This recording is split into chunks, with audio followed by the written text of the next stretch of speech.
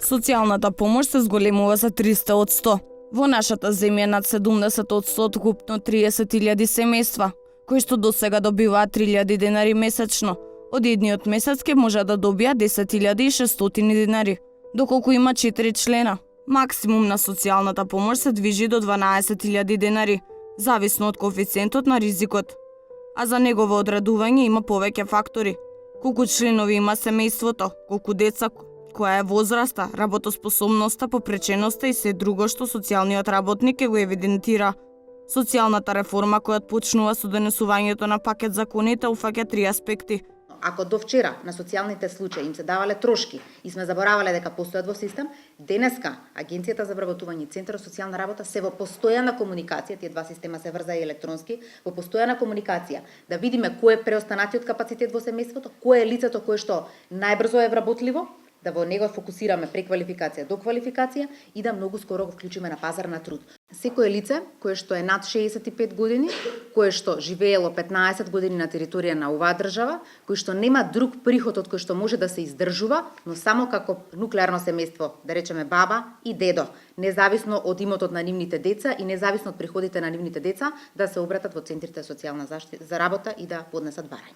Колку ќе добиваат?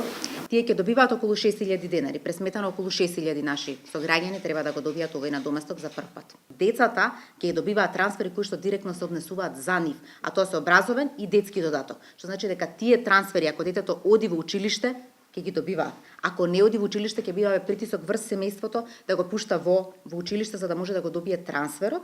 Дополнително децата на улица сега ќе бидат таргет на Министерството за труд и социјална политика, затоа што секој дете ќе има додаток за себе и нема да смее да биде на улица и семејството ако прима гарантиран приход, нема да смее да биде на улица заедно со своите општеството. Се планира за 20 пати да се зголеми опфатот на оние кои што ќе примаат детски образовен додаток, односно од досегашните 3.200 деца. Детски додаток да користат 73.500, а образовен наместо 3.800.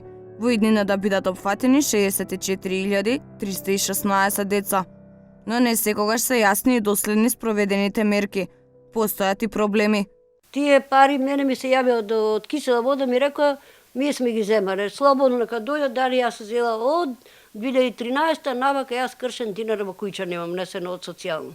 За неистиниот случај постои појаснување. Нејзината ќерка сега со воведување на новиот закон ќе има зголемување на висината на материјалната помош која што прима, а бидејќи има и 2 деца на училишна возраст, ќе користи и училишен додаток и детски додаток. Ова семејство се надева дека ќе се разреши нивниот случај, дека ќе им се помогне и дека веќе еднаш ќе може да кажат дека излегле од сиромаштијата, со која во нашата земја имаме голем проблем. Според официјалните податоци, опфатени се околу 400.000 граѓани.